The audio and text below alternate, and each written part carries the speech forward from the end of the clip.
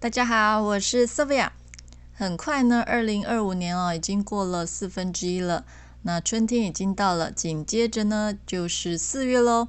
我们今天的大众占卜，我们来看一下下一季老天给你什么惊喜。这次呢，我们会分为事业、财运还有感情2方面来做说明哦。那画面上会有3个选项，我们可以依照第一直觉来做选择。如果难以选择的话呢，可以闭眼深呼吸，再睁开眼睛，选择你有感觉的选项就可以咯。那如果你同时对2组选项都有感觉的话，也可以2个选项都听听看哦，说不定都有宇宙要给你的讯息哦。选好的话，我们就直接进入解牌环节咯。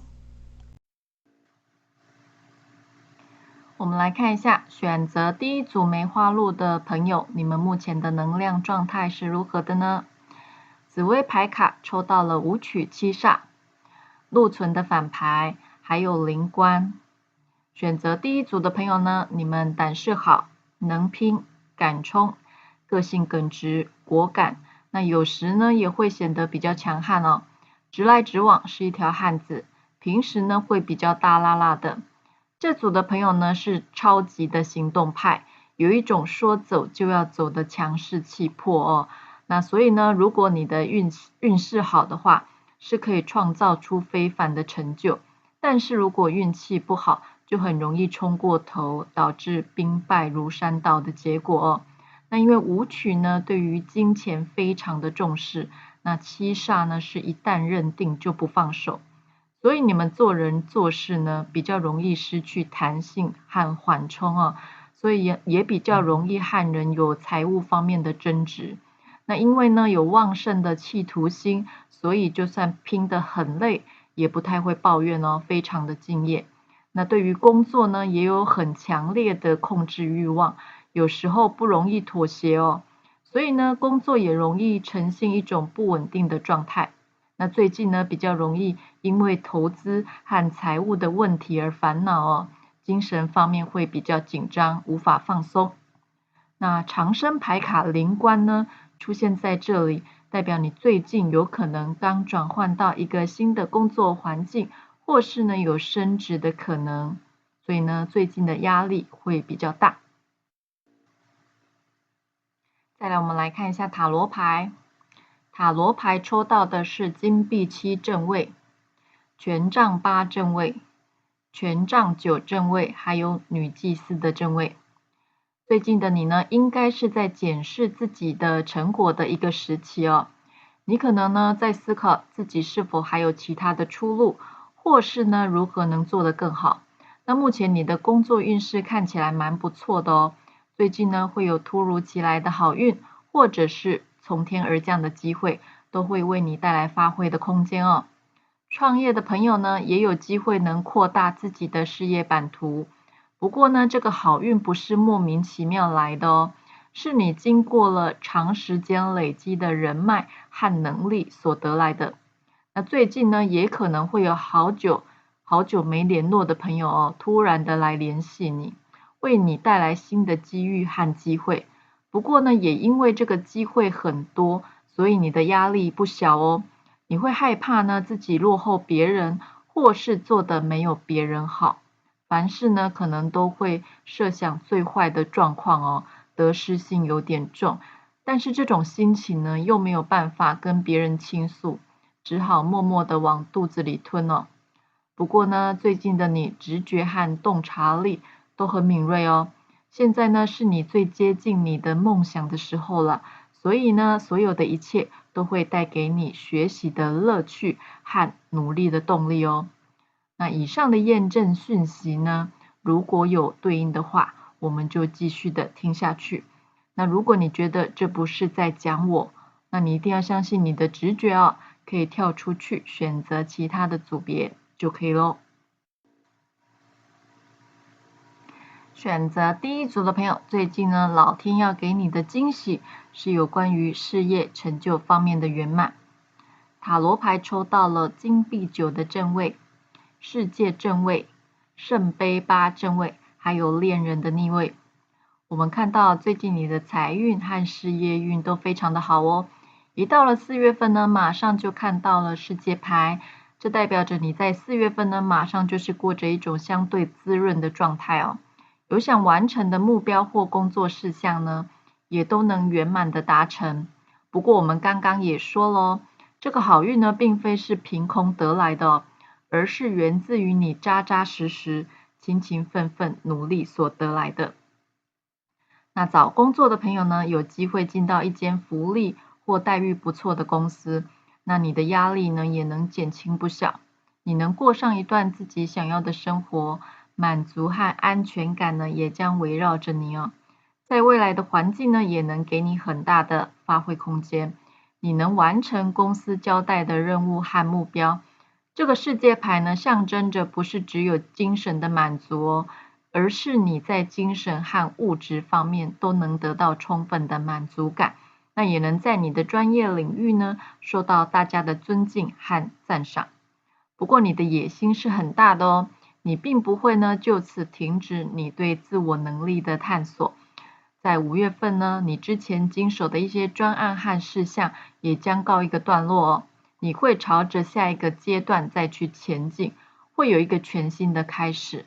那也会更专注于自己的目标，会有更远大的梦想和好奇心去探索，你是能获得多大的成功的哦。那也更能了解呢，什么是自己想要的成就，那也能短暂的放下你身上的重担哦。不过呢，要小心哦，这个人红是非多，身边呢会有嫉妒你的人哦。在6月份呢，可能会有人呢在你的背后说你的一些闲言闲语哦。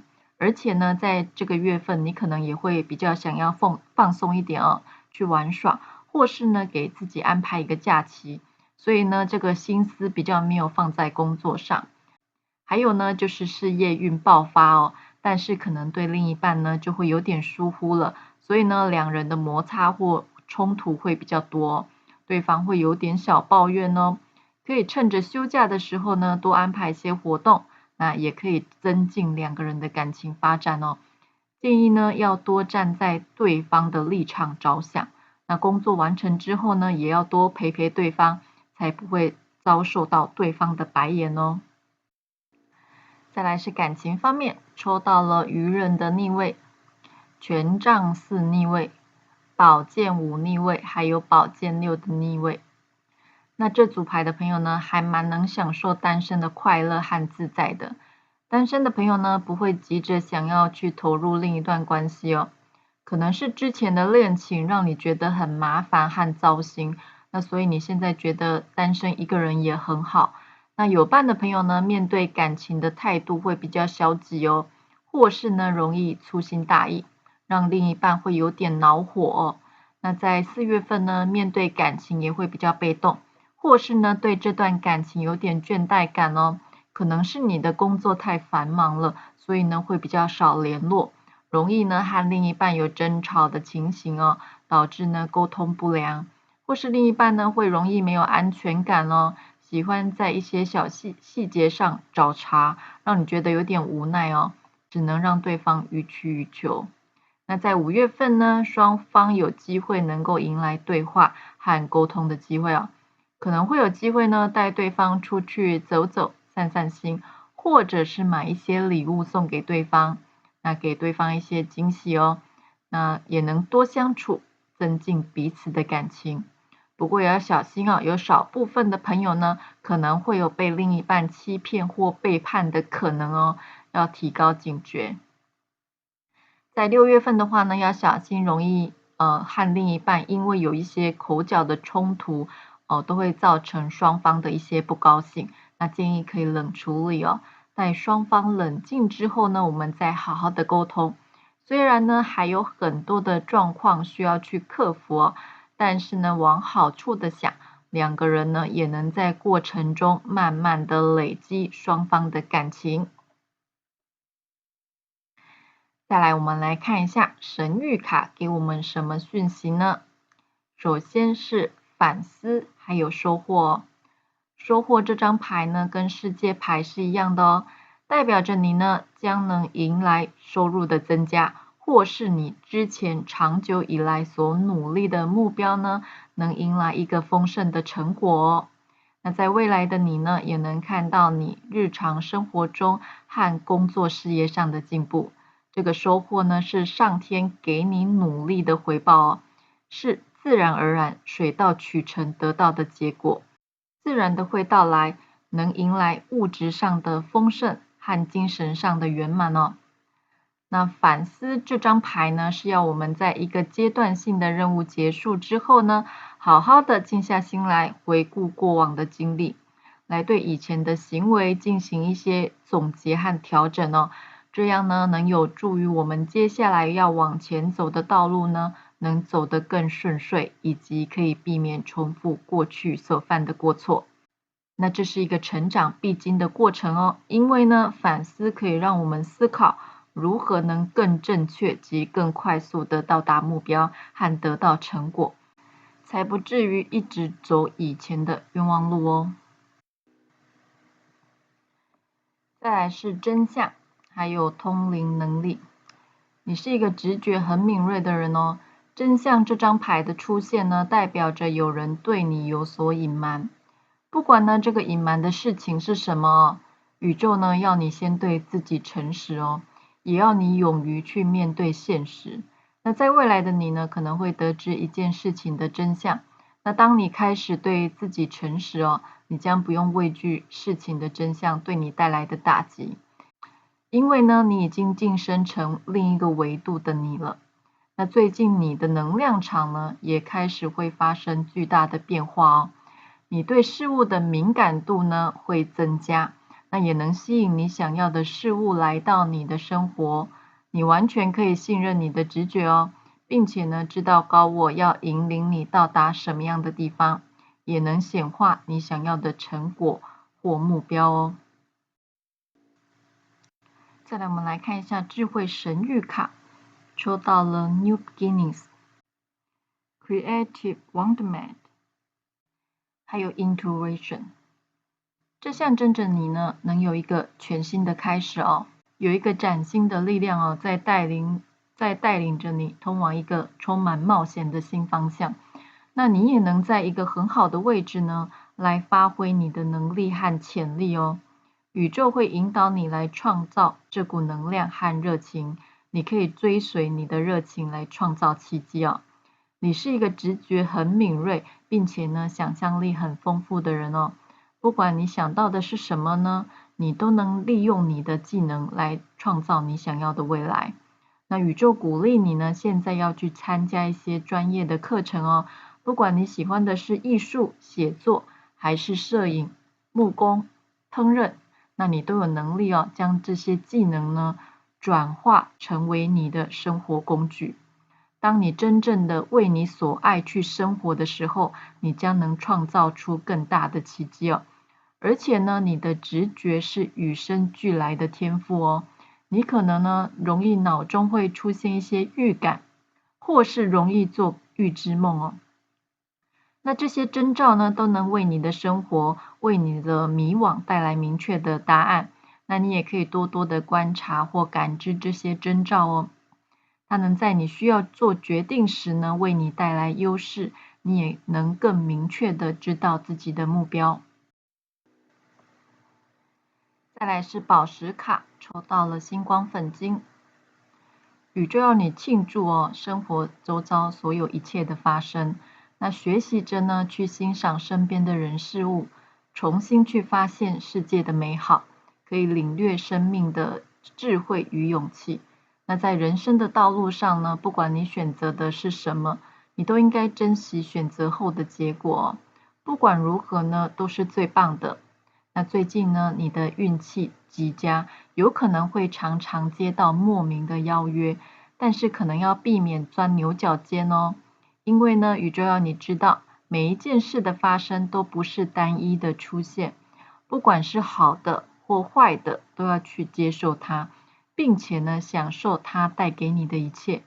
有的时候呢，接到的专案可能会不如预期哦，而且呢，花了你好久的时间和精力，但是却没有正面的回应。你应该当它是一个磨练哦，因为呢，它会给你带来珍贵的经历，能为你下一个专案带来成功的基石。那在未来的你，工作能得心应手，你是能不断创新和多方涉略的人哦。但是另一方面呢，也代表着你不够专精。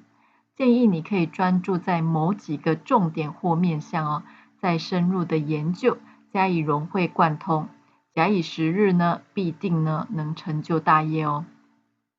在感情方面呢，单身的朋友，你能享受独居的生活，而且呢，能不感到孤单和寂寞，会觉得呢，我一个人也能活得很精彩，而且呢，也不需要受限于另一半。那小部分的人呢，可能要注意哦，落入感情的陷阱哦。建议你要务实一点，最近应该避免单身赴约，免得有可能中了有心人士的圈套哦。这是给少部分朋友的讯息。再来是黄大仙灵签，抽到了第9签的陶渊明赏菊，这是一支上级签啊。这支签的意思是说，陶渊明呢放弃官路，回家享清福，在隐居的四周呢种满了菊花，一边享受田园之乐，一边写书，那也写出了很多传送到现代的文章和诗歌。画面中呢是秋天哦，秋高气爽，明月清风，在庭院呢弹琴饮酒赏菊，无拘无束。那最近的运势不错哦，事业呢不必强求，可以随遇而安。财富呢也不必太刻意的去求，财自然就会来了。那有感情对象的人呢，夫唱妇随；单身的人能享受单身的美好。那在健康方面，春天呢会有一些小毛病哦，但很快的就没事咯。以上呢就是今天第一组的内容，希望能给你一点启发和帮助。我们下个占卜影片再见咯，拜拜。我们来看一下选择第2组猫头鹰的朋友，你目前的能量状态是如何的呢？紫微牌卡抽到了廉贞破军的反牌、天魁还有灵官。选择这组的朋友呢，聪明、机智、刚柔并济，想法创新，那面对梦想呢，执行力很高哦，能勇于挑战传统的价值观，所以会给人有一种特立独行的印象哦。你可以想象一下哦，那个琼瑶剧里面的马景涛，他在戏里面的口吻，我要，我不接受，或者是呢，无论如何我都要的态度哦，有一种不顾一切我就是狂的这种拼劲，是不是很有画面感？不过这里是反牌哦，代表呢你有可能会为了达到目的不顾一切的人哦，甚至呢会游走于道德边缘。那你的一意孤行呢会容易为你造成伤害哦。不过还好你最近的贵人运还不错，容易会有贵人提携，而你呢也是很愿意给予他人协助的人哦，在不知不觉中呢也为自己累积了不少的人脉。那长生牌卡灵官出现在这里，代表你最近有可能刚转换到一个新的工作环境，或是有升职的可能，也可能是刚刚离开了一个新的环境哦，到了人生的另一个场合，比如说是刚刚毕业，是一个社会的新鲜人，才要刚刚开始面对大人世界的种种挑战，才刚要开始独当一面哦。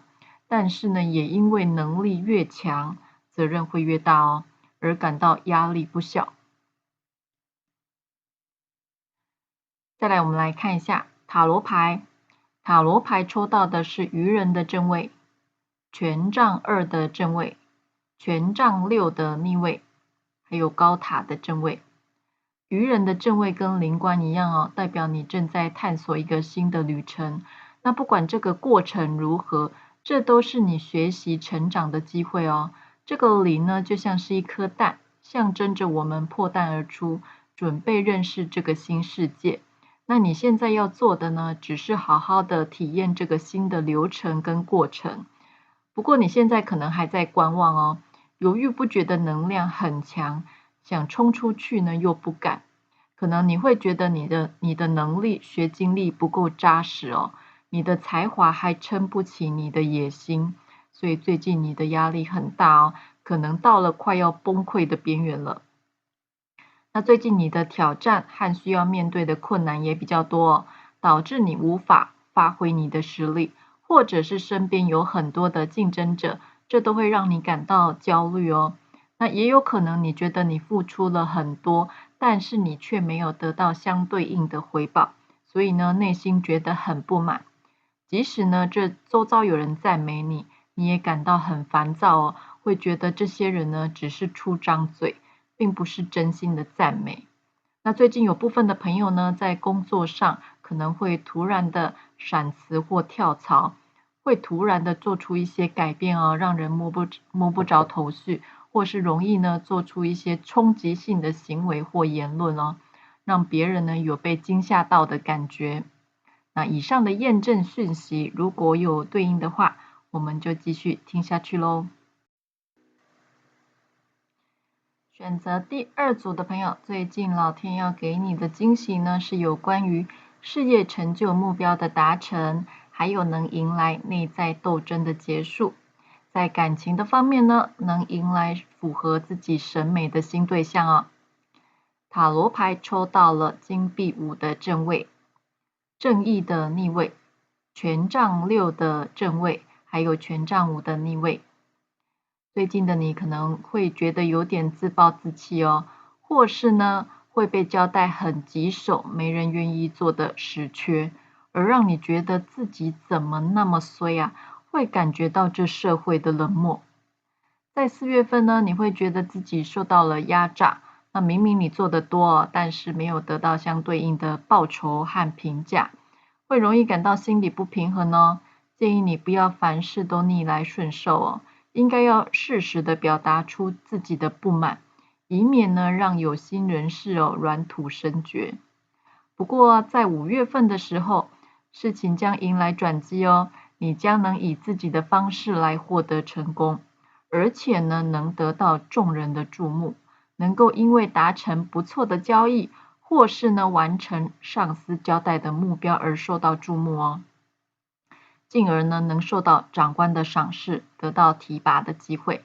那你在你的工作领域中呢将会变得很活跃，那任何人呢都无法忽视你的存在，你也能真正展现自己的实力，在财务上呢也能得到良好的回报。你的辛苦呢终于能在这个月获得回报。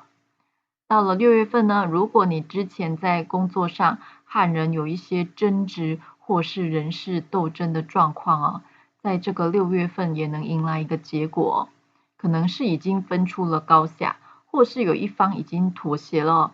这个纠纷呢是对人不对事的哦，必须要有一方退让，或是呢取得共识，才能迎来一个和解的机会。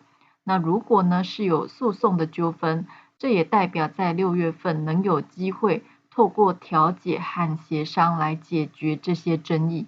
那建议你可以用更宽广的心去对待人事物，或是呢去找寻新的机会和新的方法来解决这些纠纷哦。建议呢可以尽快的解决哦，因为呢拖得越久会对自己越不利哦。再来是感情方面，抽到了圣杯9的正位，圣杯3的正位，宝剑3的正位，还有宝剑4的逆位。在感情方面呢，未来的你对自己感到非常的满足哦，自信感爆棚。那有可能是你的单恋或是爱情长跑有了一个美妙的结果哦，所以你的心情呢是充满喜悦的，也能感到至高无上的幸福。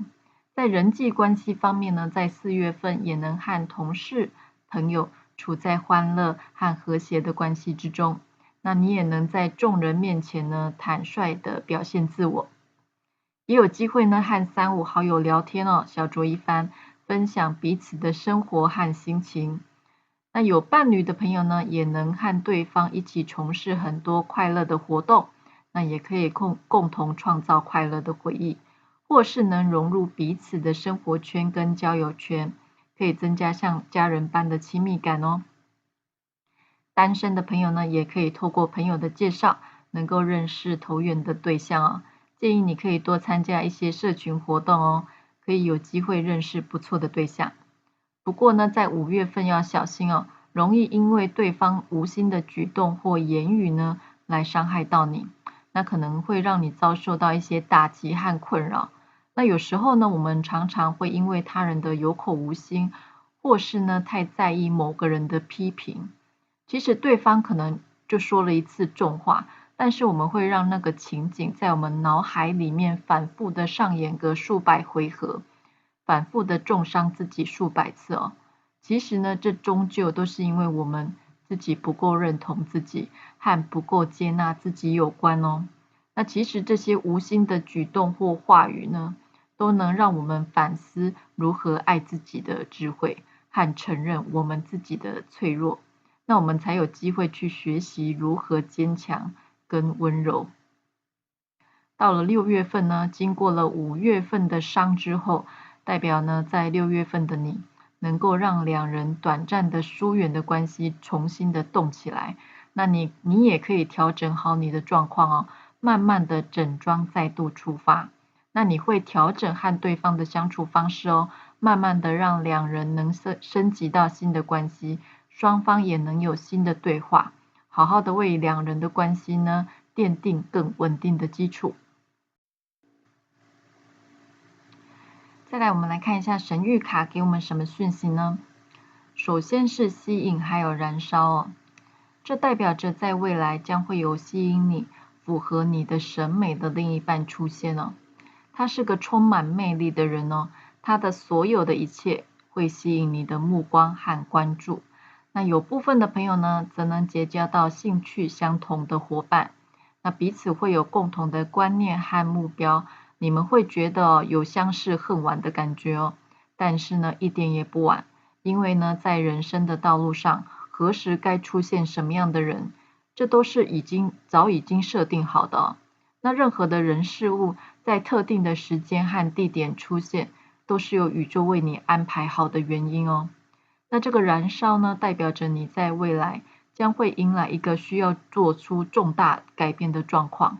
那这个火的能量代表着我们刚刚说的在6月份的一个竞争或冲突的能量，那也就是和人有一些争执或是人事斗争的状况。那事情要如何的发展，都端看着你的选择。你是想要扑灭这把野火，还是会想要让它燃烧得更激烈呢？再来是财务健康还有美，宇宙要你去关注你的财务哦，并且停止你过度花费的情形。最近身边的能量呢，确实有些混乱，而你也很怕自己会被淹没在这竞争激烈的市场之中。那如果你的负债呢，已经让你感到担忧和压力了，建议你要对于恢复你的财务状况要有信心哦。你可以期待一笔意外之财会来到你的生命之中，可以为你疏解财务上的困境和忧虑。那宇宙呢，也要你睁开眼睛哦，去注视你周遭的美。也许呢，我们常常会用世俗的审美标准来捆绑住自己，但是宇宙要你好好的凝视自己，注视呢镜子中的自己有什么独特的美，认识真正的美是什么样子的，并且学习着去爱它们哦。当你感觉到这些美在你的内心扩展时呢，这些美或会透过别人的心和眼睛，再反射回你的身上哦。是时候呢，摘下自己的面具咯，放下你的容貌焦虑，因为真正的美是发自内心散发出来的自信与满足感。如何看待自己才是最重要的哦。再来，我们来看一下智慧神谕卡，抽到了 Letting Go 跟 Dragonfly。这是说呢，我们的生活是不断的变化的，没有什么是一成不变的。身边的人呢来了又走，那有些人呢是一声不响的悄悄的离开，我们一点也没有意识到。而有些人离开呢，也要搞得天崩地裂哦。在生命的流动中，我们常常呢会容易陷入了不健康的习惯哦，有着不健康的人际关系，或做着没有回报的工作，那还有着很多还没完成的梦想，也会让我们的生活容易失去热情。但是宇宙要告诉我们呢，我们有改变现况的勇气和智慧。过去的就让它过去吧，因为呢，在这时间的洪流之中我们如何让自己的生活没有遗憾？就像这个蜻蜓一样，蜻蜓呢可以向后飞，可以俯冲，也可以360度旋转。那宇宙要你去做不同的事情，如果你都左转，宇宙现在要你试试看右转。你要学着以不同的方式去做事情，才能得到不同的结果。而且呢，好运已经到来你可以试着改变。这是在鼓励你走跟以往不同的道路只要你愿意改变观念，那么好运呢就会随之而来。有时候呢，你需要以退为进因为呢，人只要年龄越大，就会越难改变。虽然呢，走不同的道路，我们无法知道它要通往哪里，但是呢，让自己过最充实的生活，是对自己人生的一种责任你知道你是谁，那也知道你想要什么。那在有限的生命中呢，我们必须做出明智的决定无怨无悔的过着充实的生活。因为呢，走不同的路，你也能看到不同的风景再来是宝石卡，抽到了虎眼石。就像我们刚刚说的，你的个性呢果敢直接，可以为你的事业带来鲜明的成绩。那业绩好的时候呢，可以日进斗金。但是如果遇到不对盘的合作对象，你是也会变脸翻桌加送客的人不过呢，职场上不是朋友，也没必要成为敌人你应该放下你的执着与脾气，信任自己。这样呢，不仅可以增加你的决断力与执行力，也能获得财运和成功。在感情方面呢，你有着大方勇敢的性格，对于所爱的人呢，总能自然的示爱。不过你的直接呢，有时也会吓到有缘人建议你偶尔可以学着迂回一些。有些人呢，能欣赏你的行动力，但是你的情绪可能有时容易大起大落，会让身边的人呢有些疲于应对，有时呢甚至容易会有冷战的危机。那建议你要保持冷静并且呢多花点时间陪陪另一半，能增进彼此的感情。那在健康方面呢，由于你的情绪起伏比较大，那脑神经负担太多的负面压力，那也容易呢使血液的流动造成不规则的速率。建议你多保持心境和缓并且呢维持固定的运动习惯，常常做深呼吸，也能帮助你稳定情绪再来是黄大仙灵签，抽到了第82签的孔子吉庆，这是一支中平签。孔子吉庆的故事呢，是要告诫我们要珍惜少年时应该做的呢就要及时的去做，否则年纪大了也有心无力了。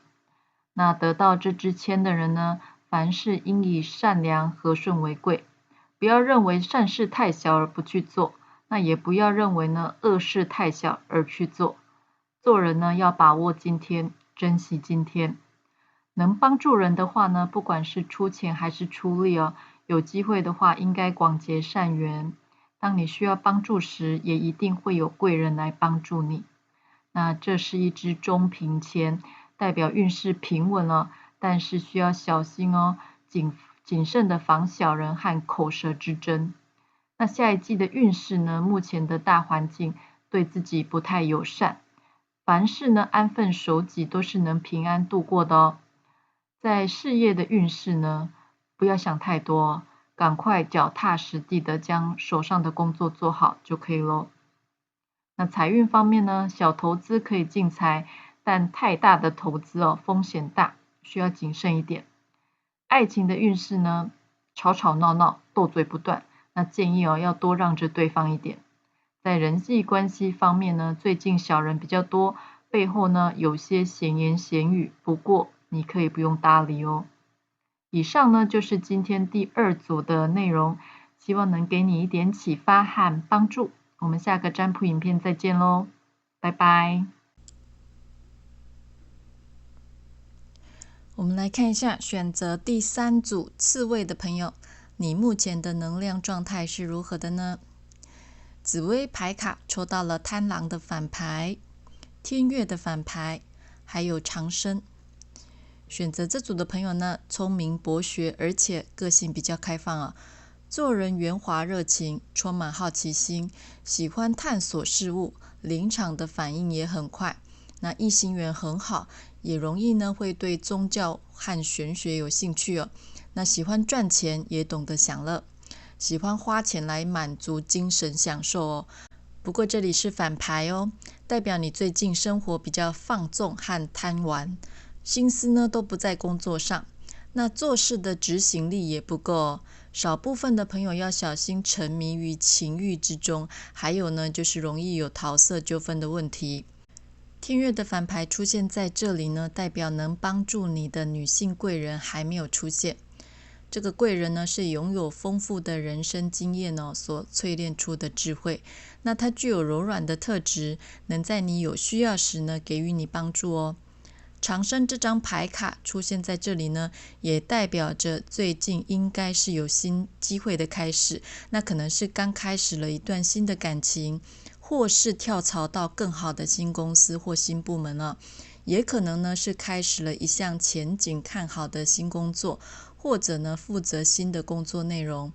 那这个新的开始是令你感到开心的，按照自己的期待来发生的哦。再来，我们来看一下塔罗牌。塔罗牌抽到的是高塔的逆位、世界的逆位、权杖2的逆位，还有宝剑皇后的正位。最近的你内心比较固执哦，容易守着旧有的模式，不愿改变。内心呢虽然呢会想改变哦，但是又没能拿出行动力与魄力去执行，让你的内心呢会感到焦虑与不安，或是走不出过往的情伤。那每次呢想起过往的种种哦，就容易感到沮丧，或是比较容易自我满足，所以呢目前会比较没有动力，那也没有展现出自己的最佳实力。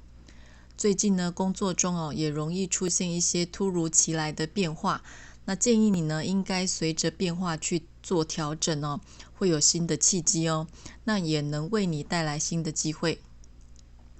最近对周遭的人呢也会表现出比较有距离感的样子，那有时呢会喜欢独处，对待伴侣呢也会表现出比较有疏离感，比较少联络，或是呢回复比较容易以简短的句子来回复哦，但是这并不代表着你不爱他咯，只是有时你想静一静哦，不想要受到打扰，想专心的做自己的事。那以上的验证讯息如果有对应的话，我们就继续听下去。选择第3组的朋友，最近老天要给你的惊喜是有关于新的事物和专案的成功。那单身的朋友，如果你有喜欢的人呢，也能以迅雷不及掩耳的速度拉近2个人的距离哦。塔罗牌抽到了金币10的逆位、宝剑1的正位、权杖10的正位，还有金币骑士的逆位。在未来的你容易对财务感到不安哦，或是呢身边有人呢可能会为了钱而伤了和气。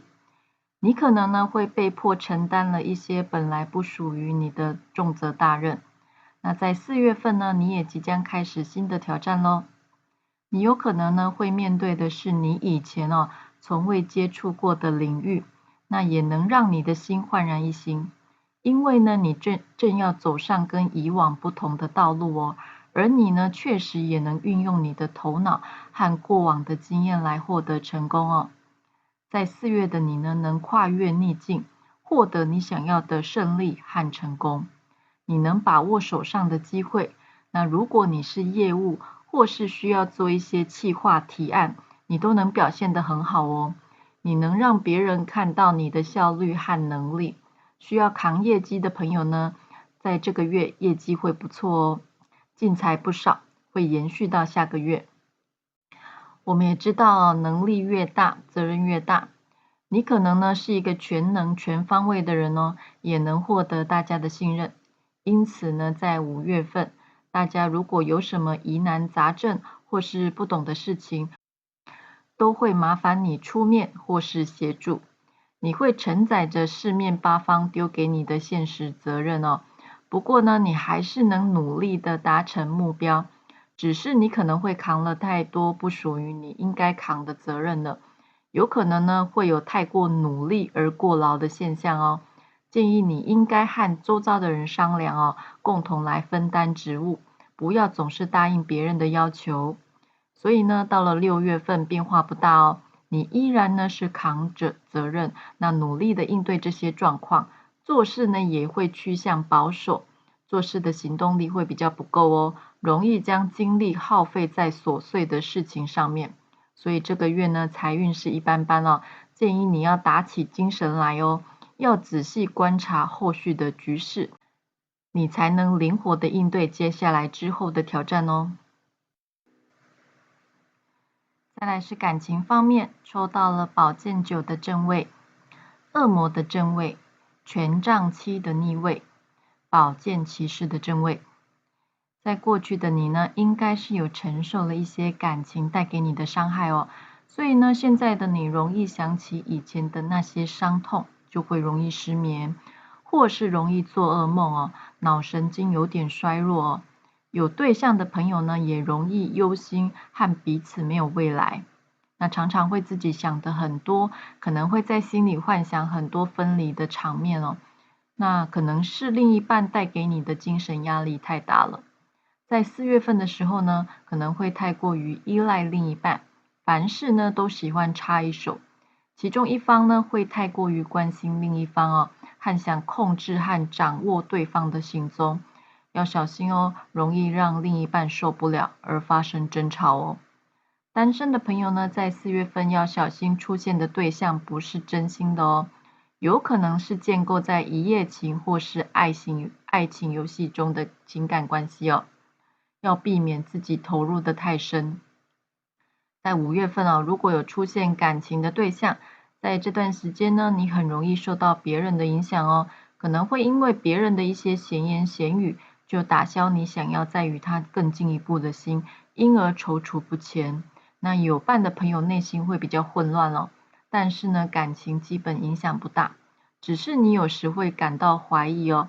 这些怀疑呢，是源自于你内心的焦虑和不安全感哦。建议你不要想太多，这对2个人的感情是没有帮助的哦。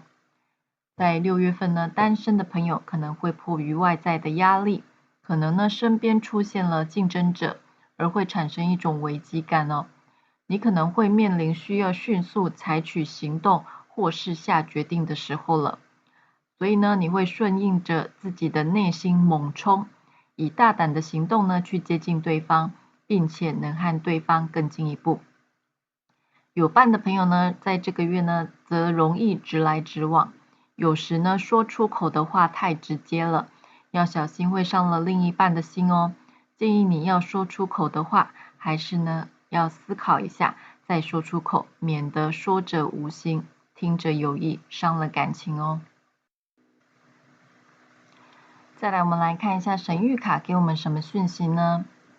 首先是反思，还有教养。那反思这张牌呢，是要我们在这一个阶段性的任务结束之后呢，好好的静下心来回顾过往的经历哦，来对以前的行为进行一些总结和调整。那这样呢，能有助于我们接下来要往前走的道路能走得更顺遂，以及可以避免重复过去所犯的过错。这是一个成长必经的过程哦，因为反思呢，可以让我们思考如何能更正确及更快速的到达目标和得到成果，才不至于呢一直走以前的冤枉路哦。那教养这张牌呢，是指我们平常所受到的文化教育和我们遵循的道德，还有待人处事的礼仪，这些教养都能帮助我们在人生的道路上和待人处事上能更懂得进退得宜，那也能谨守自己该保有的界限哦。再来是梦想和幸福。宇宙要你好好想想你自己曾经有过的梦想哦。不管你的梦想是什么，不管呢你现在选择了什么，这张牌的出现呢，都代表着会有好的结果哦，也代表着显化你梦想的时机已经到来。现在的你呢，需要的是保持正向，并且观想你的成功，因为幸福的未来呢，正在等待着你。如果你经常哭丧着脸，宇宙要你保持微笑哦，因为呢，好消息即将到来。抽到这张幸福呢，代表着有一件有着非常开心的结果的事情即将发生。当你保持微笑，你的心情呢也会跟着提升，你也能得到无限的快乐。这样幸福的日子呢，将会更快到来。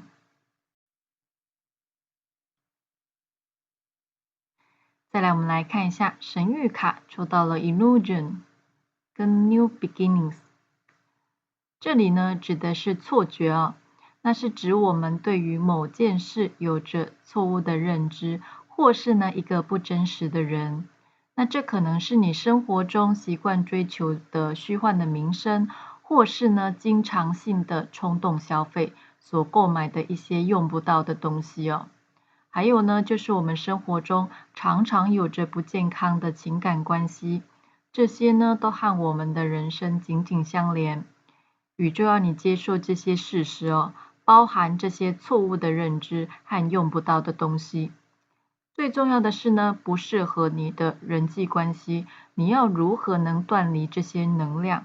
你务必要好好的思考，这些充满在你身边的消极的幻觉，会阻碍着我们，无法让我们看清自己，并且呢，持续的往前迈进。New Beginning 这张牌呢，这象征着你能有一个全新的开始哦。那有一个崭新的力量呢，在带领着你通往一个充满冒险的新方向。那你也能在一个很好的位置来发挥你的能力和潜力。宇宙会引导你来创造这股能量和热情哦。你也可以追随你的热情来创造奇迹。你是一个直觉很敏锐，并且想象力很丰富的人哦。不管你想到的是什么，你都能利用你的技能来创造你想要的未来，打造你想要的生财工具。你不是一个只靠单一技能得财的人哦。你可能会有其他的兼职工作，或是呢私下会接一些案子来帮自己生财。所以呢，宇宙鼓励你哦，现在多去参加一些专业的课程。不管你喜欢的是什么，是艺术写作还是摄影烹饪，那你都有能力呢将这些技能转化为你的生活的工具。当你呢真正为你所爱去生活的时候，你将能创造出更大的奇迹。再来是宝石卡，抽到了琥珀。你是一个善良无欺的人哦，常常呢会让人留下好印象。但是呢，有时候你的过于诚实，会在无意中损害到了他人的利益，而让别人不太高兴。你相信呢，每个人都需要在利与义之间保持平衡。那现在的你需要的是学习平衡，因为有时候你遇到了事情，会直觉的想要逃避，那也会厌烦星期一要上班的日子。但是呢，你是一个有创造力的人呢。你能打破既定的常规，会选择用更简单的方式来完成你的任务和工作。